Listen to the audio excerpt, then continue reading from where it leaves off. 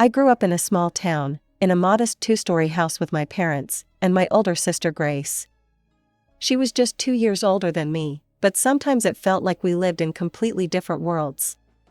My father owned a small cafe that brought in enough to keep us comfortable, while Mom stayed home and occasionally helped out at the restaurant. It wasn't a luxurious life, but we got by. Well, most of us did. Grace, sweetheart, that presentation was absolutely brilliant. I remember Mom gushing one evening after a school event. You're going to go so far in life. You're just so talented. I stood in the doorway, still holding my own certificate from the science fair, but nobody seemed to notice. It was always like that. Grace was the star, and I was the shadow. That was the pattern of my childhood. Grace got the latest iPhone while I inherited her old one with the cracked screen. She wore designer clothes while I got her hand-me-downs. Every family gathering became a showcase of Grace's achievements. Did you hear about Grace's SAT scores? Dad would proudly tell our relatives. Top percentile. And she's president of the debate club too. I learned to fade into the background during these conversations, knowing my straight B's and position as treasurer of the environmental club wouldn't merit a mention. It wasn't that I was doing poorly, I was doing fine. But in our house, fine might as well have been failure. Stella, Mom said to me once, when I was helping her fold laundry, you should really think about practical career options. Maybe something in retail or service? There's nothing wrong with honest work. The word stung, but I'd gotten used to the constant reminders of my perceived limitations. What I hadn't gotten used to was the way they seemed to actively work to reinforce them. Looking back now, I realize that those early years were setting the stage for everything that would follow. The constant comparisons, the subtle put-downs, the clear message that I was somehow less than my sister, it all left marks that would take years to heal. But sometimes the deepest wounds become the strongest motivations, and my family had no idea how their treatment would eventually come back to shape all our futures. I still remember the day Grace got her college acceptance letter. The whole house erupted in celebration. Mom made her favorite dinner, Dad brought home an expensive bottle of wine, and they spent the entire evening making plans for her future. Our brilliant girl is going to one of the best colleges in the city. Mom couldn't stop beaming. We've been saving for this moment since you were born, sweetheart. I sat quietly at the dinner table, pushing food around my plate, trying to imagine what my own celebration would be like in 2 years. I should have known better. When my turn came, the response couldn't have been more different. I'd worked hard to maintain good grades, joined clubs, and even took extra courses to boost my college applications. But none of that seemed to matter. College? Mom's laugh was sharp and dismissive when I brought up the subject. Stella, be realistic. We just can't afford to send you to. Besides, you're not really college material. But what about all the money you saved for Grace? I asked, my voice shaking. Dad cleared his throat uncomfortably. That was different. Grace had a clear path, exceptional grades. Well, you're more suited for practical work. Speaking of which, I could use another waitress at the cafe. I couldn't believe what I was hearing. I could work while studying, I pleaded. Please, just help me get started. We could borrow from relatives, or take out a loan. I'll pay back every penny with interest. I'll even get it in writing with a lawyer. We never borrow from anyone in principle, Mom said coldly. We don't borrow money, and we're not going to change our principles for you. You need to accept your limitations and find a suitable job.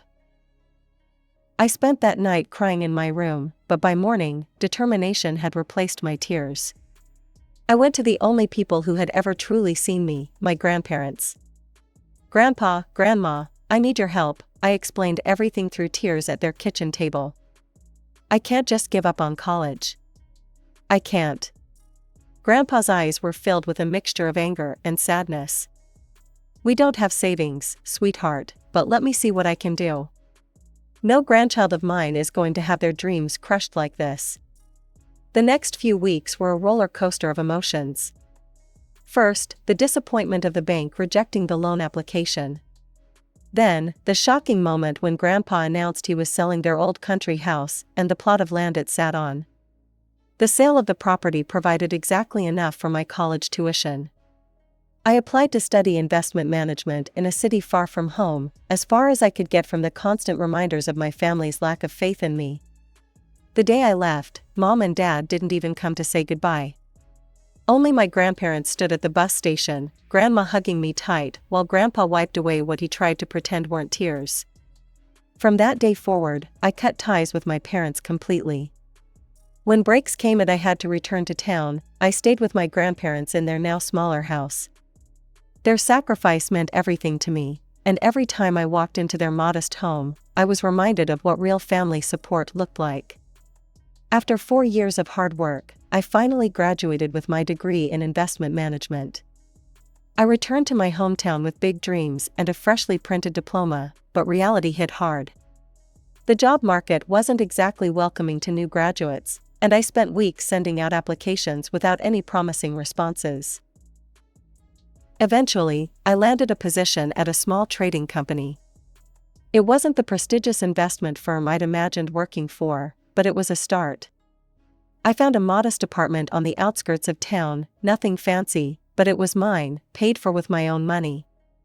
Then came the call I never expected. "Stella?" Grace's voice was sugary sweet on the phone. "It's been ages.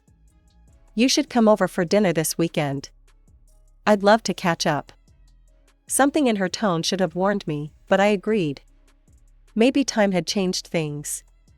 Maybe we could finally have a real relationship as adults. I couldn't have been more wrong. When I arrived at Grace's house that evening, I immediately knew I'd walked into a trap. My parents were already there, along with Grace's boyfriend, a slick-looking guy in an expensive suit who barely acknowledged my existence. The interrogation began as soon as we sat down to eat. "So, Stella," Mom started, her fork poised midair, "tell us about this job of yours." "I'm working at a trading company," I said, trying to keep my voice steady. "It's small, but..." Grace cut in with a laugh. "Trading company? You mean like those discount stores? Honestly, you didn't need a college degree for that. Anyone could walk in off the street and get that job." Unlike Grace, Mom beamed, "who's a manager at the Citibank. And Thomas here is a lawyer with Anderson and Pierce." Grace's boyfriend nodded smugly. "Top law firm in the state." "I told you college wasn't necessary for you, dear," Mom sighed. "Such a waste of your grandfather's property." Dad chuckled, swirling his wine glass. "Hey, my offer still stands. I could use an educated waitress at the cafe. Think how impressed the customers would be. Would you like fries with that? From someone with a college degree." They all laughed, except me. I stared at my plate, pushing the food around, just like I used to do as a child. "Where did you say you're living now?" Grace asked, though I hadn't mentioned it yet. "I found a place on Cedar Street," I replied quietly. The table erupted in theatrical gasps. "Cedar Street?" Grace's eyes widened in mock concern. "Oh, Stella, that's literally the worst neighborhood in the city. Only..." She paused for effect. "Well, you know, people who can't afford better live there." "Beggars, she means beggars," Mom stage whispered, and they all laughed again. Something inside me snapped. For years of distance hadn't changed anything. They were still the same cruel, judgmental people they'd always been. I stood up so abruptly, my chair scraped loudly against the floor. "You know what? I'd rather be a beggar than be like any of you," I spat out. "At least I got where I am on my own, without riding on someone else's coattails or living off Daddy's money." I grabbed my purse and headed for the door, ignoring their protests and accusations. As I walked out into the night, I promised myself it would be the last time I ever set foot in their presence. Life has a funny way of surprising you just when you think you've hit a dead end. I was still working at the small trading company, doing my best but feeling stuck, when my phone rang one afternoon. It was Lisa, my old college roommate. "Stella, you're not going to believe this," she was practically shouting with excitement. "Remember how we always talked about working for Maxwell Investment Group? They're opening an office in your city, and they're looking for fresh talent. I already put in a good word for you." My heart started racing. Maxwell was one of the biggest names in investment management. I spent that night updating my resume and the next week preparing for the interview. When I walked into their temporary office, I felt like everything in my life had been leading to this moment. The interview wasn't easy. They grilled me on everything from market trends to specific investment strategies. But all those extra hours I'd put in at my current job, all the additional research I'd done in my free time, it all paid off. A week later, I got the call. I was in. From day one, I threw myself into the work. While others went home at 5, I stayed late, developing new investment strategies and refining my project proposals. My first major project was managing a portfolio for a mid-sized tech company. When it yielded a 40% return in the first quarter, people started noticing. "Stella, this is exceptional work," my supervisor said during my 6-month review. Along with his praise came a bonus that was larger than my entire year's salary at the previous company. But it wasn't enough. I worked harder, took on bigger projects, built a reputation for turning struggling investments into gold mines. The bonuses kept getting bigger, and I had a plan for every penny. 2 years after starting at Maxwell, I walked into a luxury car dealership. The salesman probably thought I was lost until I pointed to their top-of-the-line model and said, "I'll take that one." An hour later, I was pulling up to my grandparents' house in a gleaming new car, complete with a giant red bow on top. Grandpa's jaw dropped when I handed him the keys. But I wasn't done. The next month, I closed on a stunning apartment in the Heights, the most prestigious new development in the city. Floor-to-ceiling windows, marble countertops, and a view that made you feel like you owned the whole city. I was walking out of my building one morning, coffee in hand, when I heard a familiar voice. "Stella?" Grace stood there in her designer workout gear, looking like she'd seen a ghost. "What are you doing here?" I took a slow sip of my coffee, savoring the moment. "Oh, I live here," I said casually, pointing to the penthouse level of the building. "Just bought it, actually." The look on Grace's face was priceless, a mixture of disbelief, shock, and something else. For the first time in our lives, I saw envy in my perfect sister's eyes. A week after my encounter with Grace, my phone rang. Seeing my parents' number on the screen was surprising enough. They hadn't called me in years. Even more surprising was that they were in the neighborhood and wanted to stop by. I agreed, more out of curiosity than anything else. When they walked into my apartment, their expressions were priceless. Mom's eyes darted from the panoramic windows to the designer furniture, while Dad stood awkwardly in the entrance, as if afraid to touch anything. "This is quite impressive," Mom managed, running her finger along my marble kitchen counter. "You must be doing very well for yourself." "I am," I replied simply, offering them seats on my Italian leather sofa. They exchanged glances before Mom cleared her throat. "Well, we actually have some news. Grace is engaged to Thomas.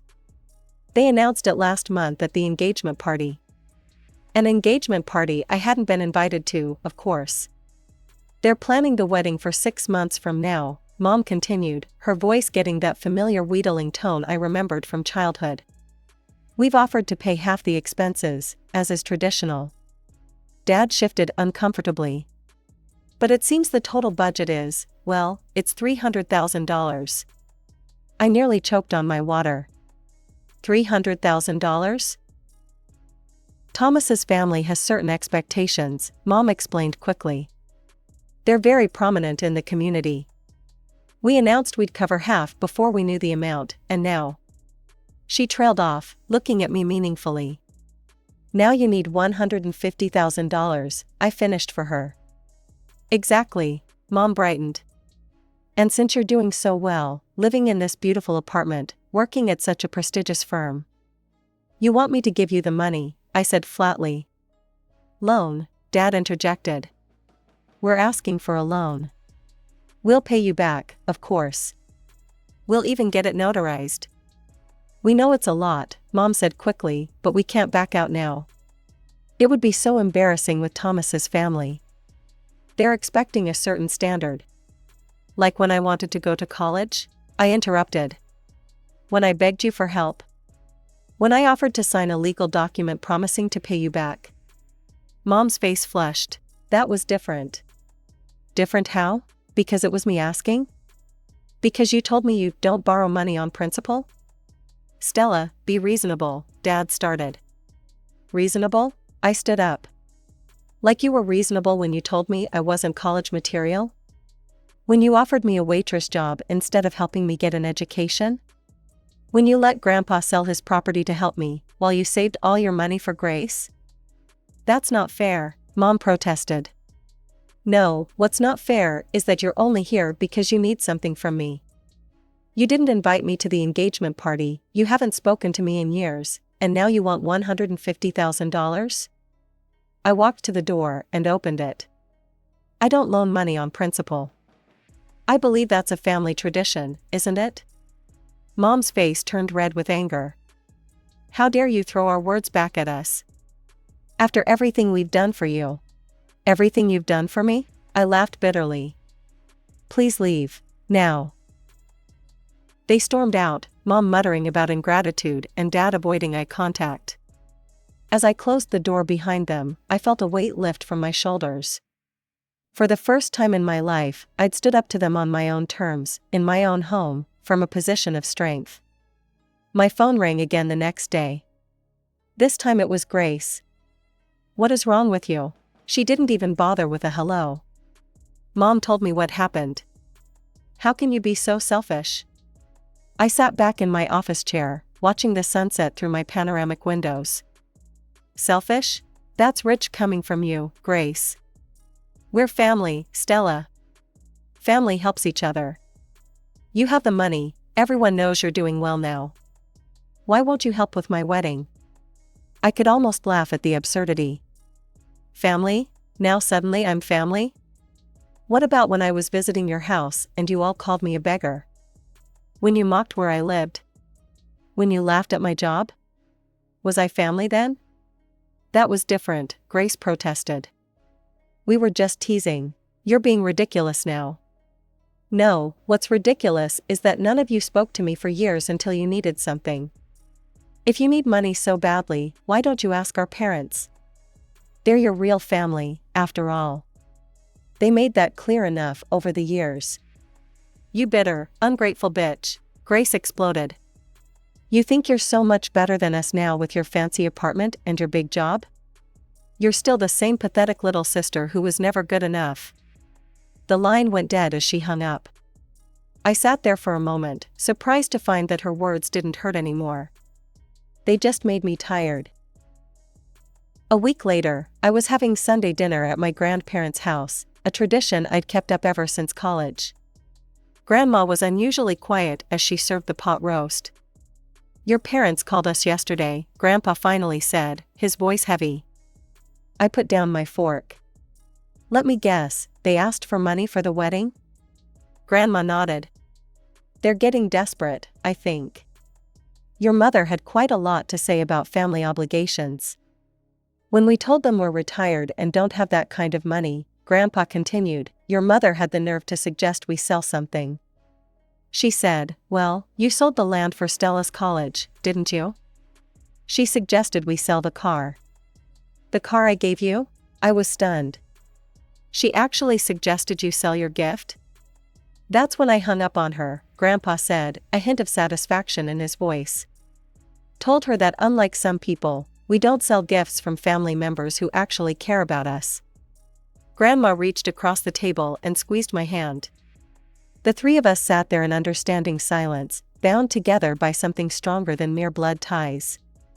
Word travels fast in a small town, and my parents made sure it traveled even faster. Within weeks, their version of events had spread through our entire extended family and social circle. I started hearing snippets of their carefully crafted narrative from various sources. Did you hear about the younger daughter? My mother's friend loudly gossiped at the local grocery store, not realizing I was in the next aisle. Got some fancy job and now she thinks she's too good for her own family. Won't even speak to them anymore, says they're too poor for her now. At church, relatives would shoot disapproving glances my way when I visited with my grandparents. My Aunt Martha called one evening, heavy with judgment. "Your mother told me you wouldn't even let her into your apartment when she came to visit. How could you treat your own mother that way?" I could have corrected the record.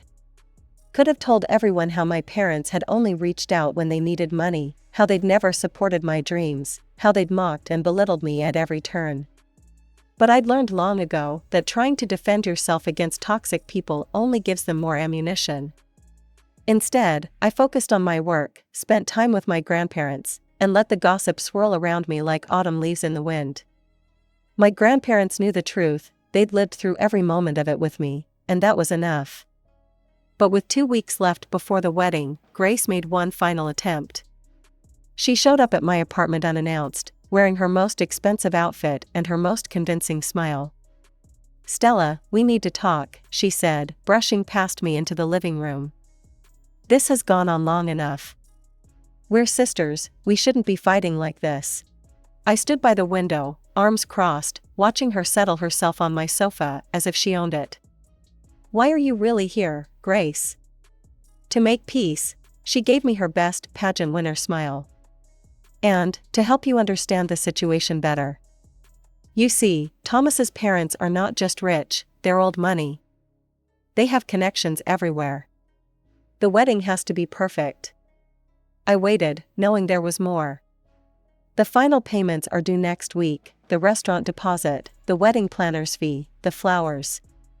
She twisted her engagement ring nervously. "If Mom and Dad can't contribute their share, it's going to be so embarrassing. Thomas's parents will find out they couldn't afford it.